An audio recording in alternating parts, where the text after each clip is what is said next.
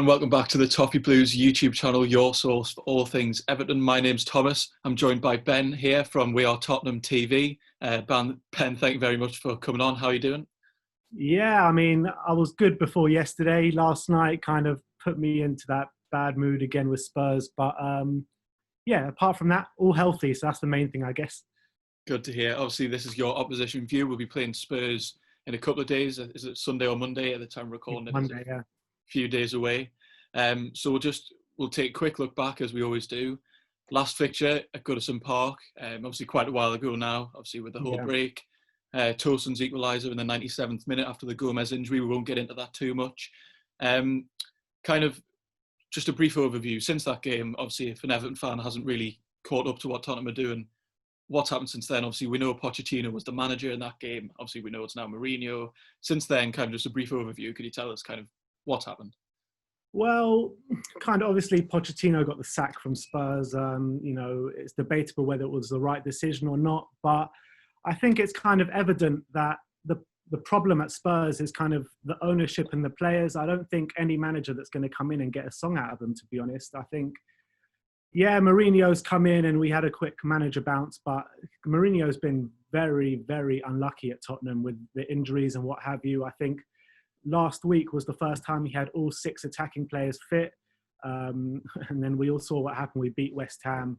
And then obviously yesterday we lost Sheffield United. But in terms of what's happened between the Everton game from then and now, I just think that it's been just very, very boring Jose Mourinho football. And I'm kind of just like, want the season to end already, to be honest. I just want to start fresh with it.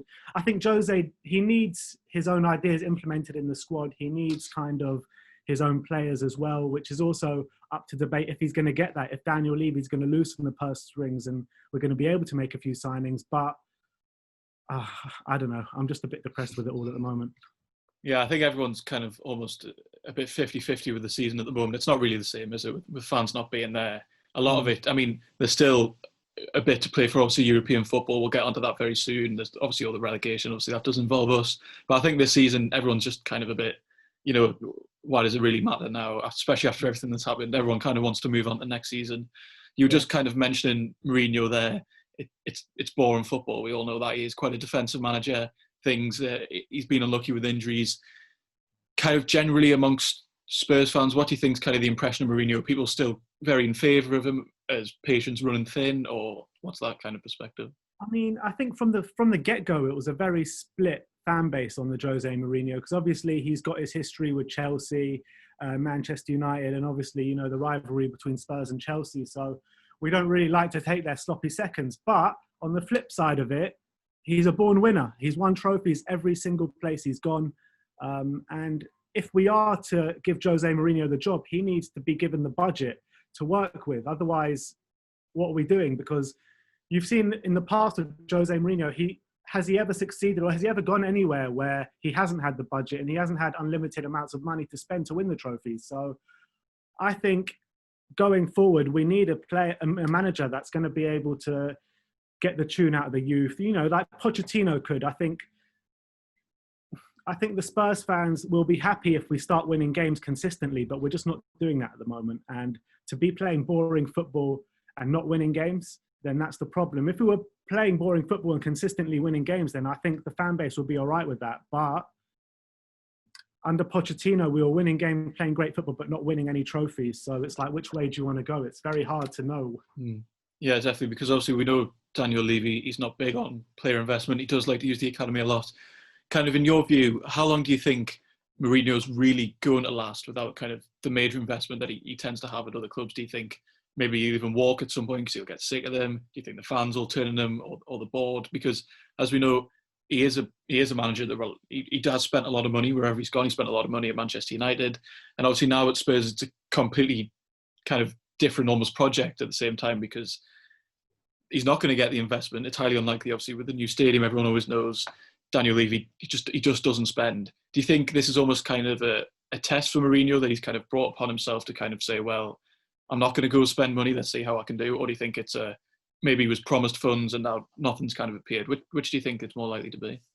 I don't think he was promised funds. I think that I think it's kind of last chance saloon kind of thing for Jose Mourinho. His career has been going downhill since he kind of left Chelsea, albeit, yeah, I think he did a good job at Man United. There's no two ways about it. But he left the club in a bit of in a sour taste with the whole Pogba thing that went on. He won the Europa League there. He won the Carling Cup, and he also finished second in the league, which I thought was a brilliant season for Man United. It's what happened the next season with the whole unrest that was the problem. But then again, it just brings you back to the point of the spending money. He spent a lot of money at Man United, like you said, and won a few trophies there. I don't think he's going to get that money at Spurs, which brings me back to the point, why did we sack Pochettino? If Pochettino has got a history of kind of getting tune out of the youth, doing things on a shoestring budget, Mourinho doesn't have that history to him.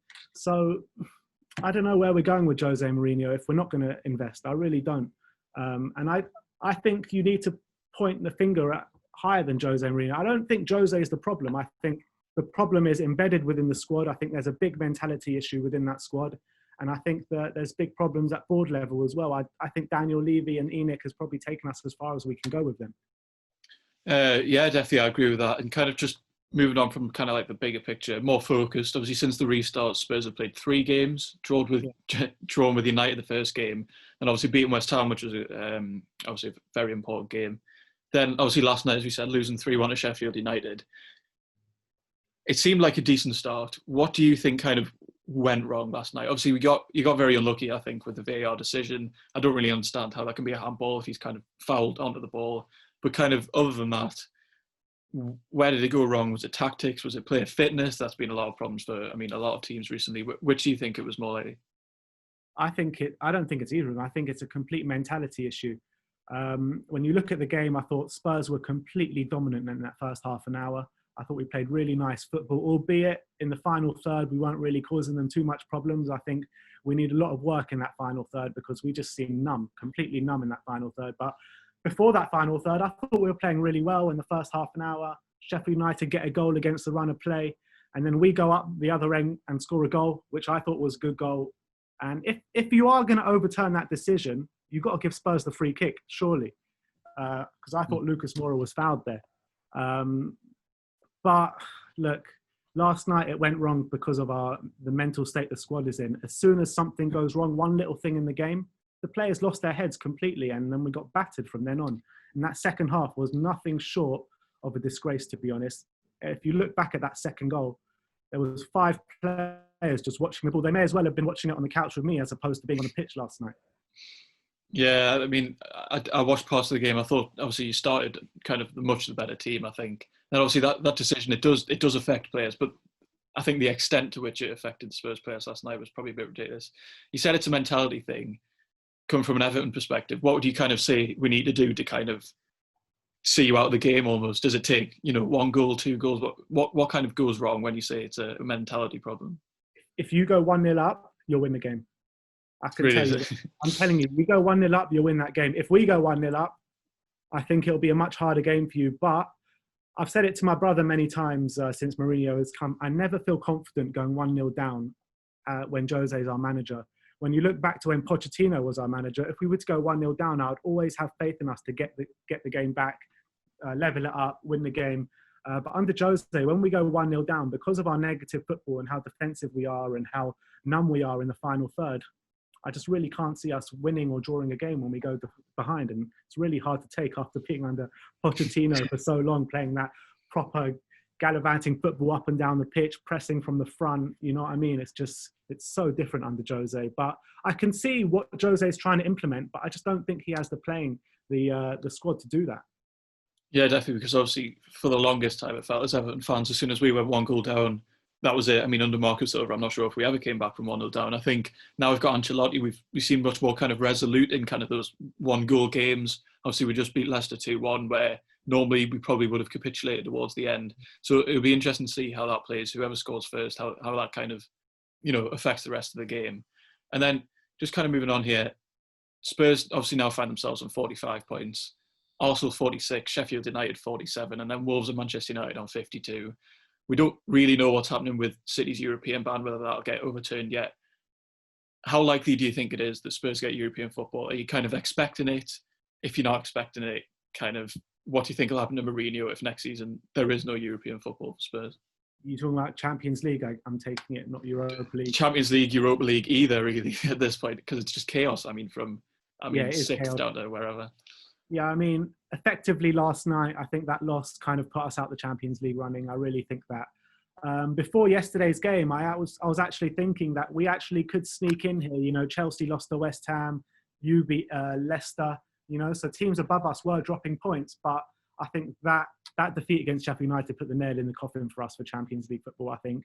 But in terms of Europa League, they're saying it could go down to 8th place or something in the league this season. So Spurs fans are a bit split on Europa League football, to be honest. I think we've been taking the piss out of Arsenal fans so many times over the past 3 years. So I think a bit egg in our face going back into it. But my brother is of the thinking that Europa League football will be detrimental to us next season in terms of our league form.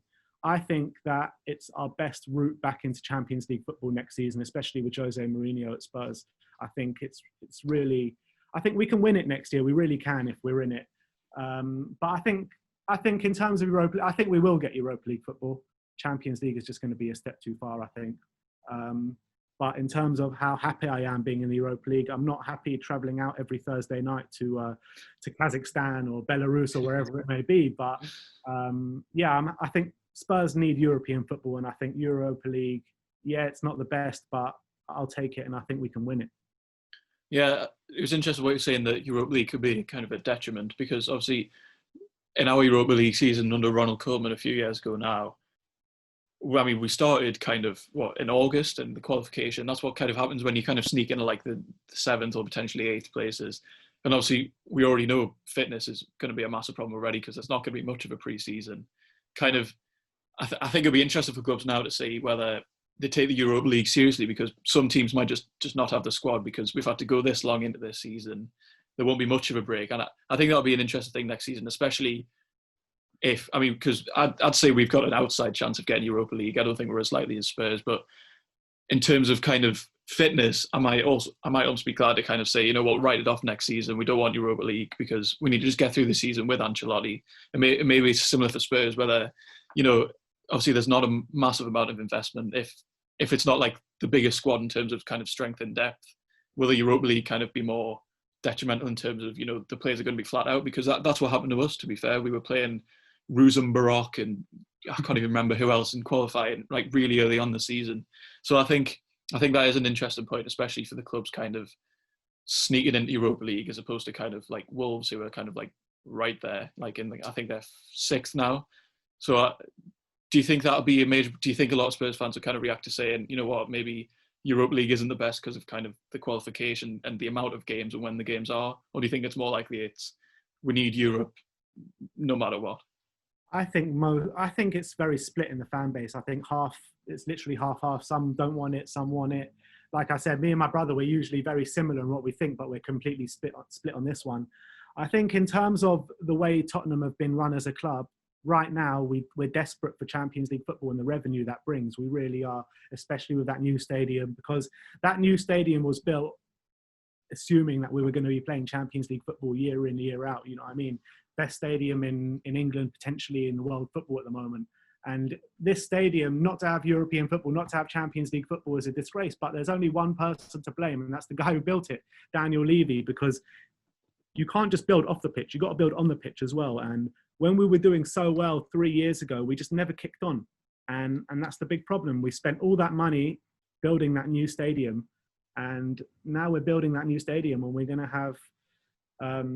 it's basically like Lidl shopping in Halford or whatever you want to call it. You know what I'm trying to say. But yeah, it's just... I think that we need European football. I think it's our best route back into the Champions League, especially with the emergence of Man United and Chelsea as well now. I can't see us finishing top 4 next season. Yeah, and kind of going back to the kind of like the game again, there's injuries all over the place at the moment. Are there any major kind of Spurs players? I'm not really sure the state of the fitness, because obviously press conferences come at just random times now on Zoom calls. Yeah. No one really knows what's happening. How's your squad kind of looking in terms of depth? The squad is fit and healthy. I think the only players out at the moment are Tanganga and One Foyth. So that shouldn't be too much of a miss, to be honest. it's going to be interesting to see how we line up as well, because defence against Sheffield United was absolutely a shambles.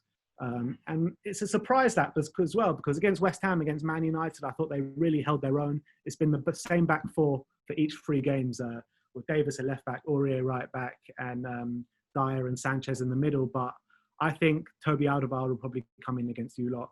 And it'll be interesting to see who gets kicked out, because there are so many shameful performances yesterday. I don't know if he's going to kind of stick with the same 11 or chop and change it completely. It's going to be interesting to see what he does.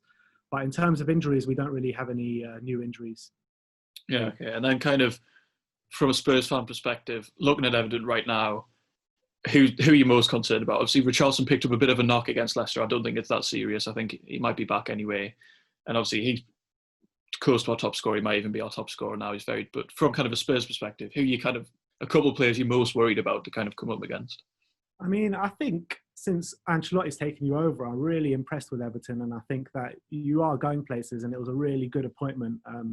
Don Carlo, as you like to call him. Yeah, I think, and my missus as well, she's from up your way, and her mum is a massive Evertonian. So I've got a bit of a soft spot for Everton. So I like them, especially better than the other half of Liverpool, that's for sure. Absolutely. Yeah. But who I've been really impressed with, who I've seen a real big improvement with this season, is Calvert-Lewin. I think he's an absolutely top player. And I would love him at Spurs, to be honest. I really would. But yeah, him and Richarlison are probably your 2 best players, attacking wise, anyway.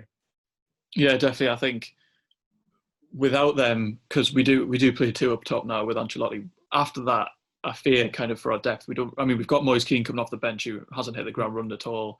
We just released Nias, which I don't think anyone's too concerned about. So as long as both of them are fit, I think it's kind of a massive danger to a lot of teams, really. And before the injury, I was really impressed with Andre Gomez as well. I'm not sure what he's been since he's come back. Bit of a mixed bag. I think he's struggling for fitness at the moment. Against Leicester, he was kind of flat out from kind of 60, 70 minutes onwards. But I mean, I think he struggles because we do play 2 in midfield now, 2 central midfielders, and he doesn't have kind of the defensive player next to him, you know, like Idrissa Gueye last season. He just doesn't have that at all anymore. So I think he struggles a lot more with that. But I think his defensive side has improved. But I think he lacks kind of the freedom he originally had. Now he just has no defensive presence next to him whatsoever. It's either Sigurdsson or Tom Davies. Sigurdsson offers kind of no defensive output, and Davies is quite mixed anyway. Just a player I have wanted to ask about in terms of central midfield, Ndombele, if that's how you pronounce his name. Just because I've seen roughly, you know, Mourinho doesn't like him, something like that. He never seems to play. What are kind of Spurs fans thinking about that? Do you want him to be playing? What's kind of gone on there? Well, it's an interesting one, because obviously he came in, our record signing, was it 65 million odd from Lyon under Pochettino. Everyone at Spurs was so excited by this signing. Obviously, on the back of an absolutely sensational season for Lyon. We've seen him in the Champions League against Man City, against Barcelona for Lyon. Absolutely ran the show. He's come in, scored in his debut. We all thought, yeah, happy days. We've got a great player on our hands here. And then for some reason, Pochettino started taking him out of the team a bit. And then we thought, what's going on here?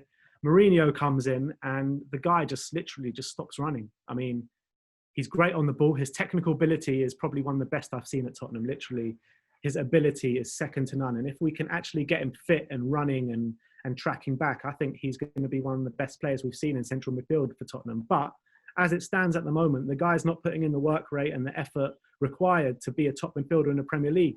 And that's what's hard to take, because we can all see what kind of ability this guy has. But, you know, Mourinho has kind of come out against him in the press, and I think quite right, because I think he must have had words with him behind closed doors, and nothing seems to have changed. And then there was a game away at Southampton where he got hauled off at half time, and the stats came out after that, and he didn't make one sprint the whole 45 minutes, not one. And in the Premier League, that is just inexcusable. It really is. Yeah, so definitely. It is what it is with Ndombele. It really is. Yeah, we had the kind of running problem with Sigurdsson for quite a while. I think it was the Liverpool game where he didn't touch the ball for like 18 minutes or something like that. But anyway, just to round off quickly here, we always just ask a non-football related question. I think last time you answered like, what's your favourite film? I think I was told that. This time, pineapple on pizza, yes or no? No. strong no. Very Absolutely, strong. yeah. It's obviously the most controversial question I think we ask on this channel. So thank you very much for coming on anyway. That was very much appreciated. We'll be leaving all. Thanks for having me. Sorry for a bit of a misery. No, I mean we understand that as Everton fans. Yeah. Yes. Yeah. So we'll be leaving all of Ben's social media kind of around here. It'll be in the description. Check out all of our social media as well. Thank you very much for watching, and let's hope for an Everton win on Monday. Goodbye. Come on.